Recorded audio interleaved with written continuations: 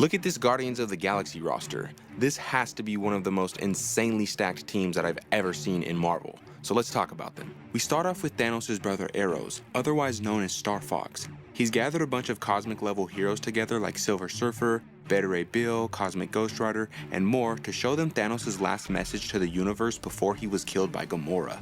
In this message, he tells the heroes that although they believed him gone forever, they haven't seen the last of him, and that before he died, he took measures to make sure his consciousness would be implanted in the mind of someone else after his death. Silver Surfer and a bunch of the other heroes then start to panic whilst trying to think of ways to stop this, and then Fila Vel asks where the Guardians of the Galaxy are, which brings us halfway to Nowhere, where Star-Lord and Groot are making their way home.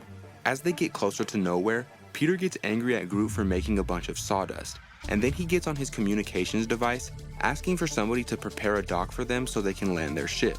But to his surprise, nobody responds, and that's when Groot tells Peter to look ahead, because Nowhere is completely gone. The story then jumps back over to the heroes debating whether or not they should believe what Thanos said.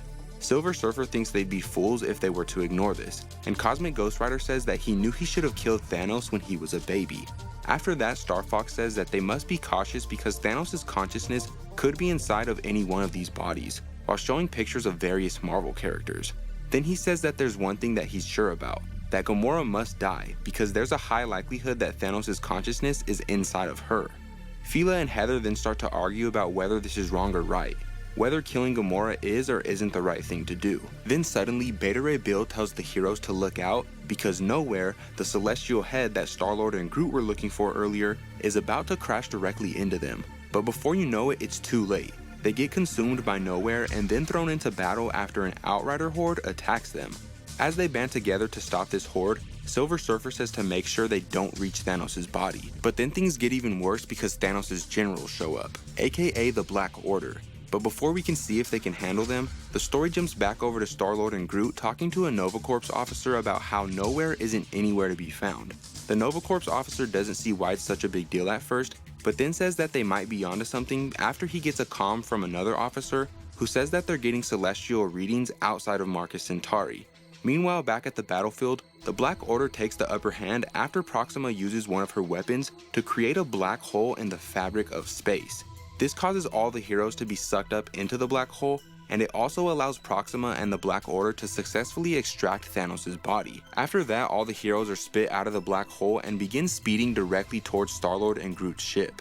So Groot uses his strength to reel them inside.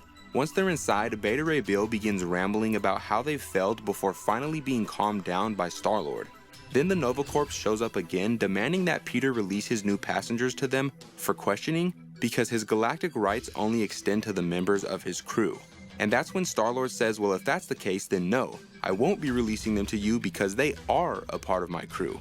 Meanwhile, the Black Order is up to no good after retrieving Thanos' body. Proxima tells an unknown voice that Thanos is theirs again, but whoever Proxima is talking to is unsatisfied because they didn't bring Thanos' head with them.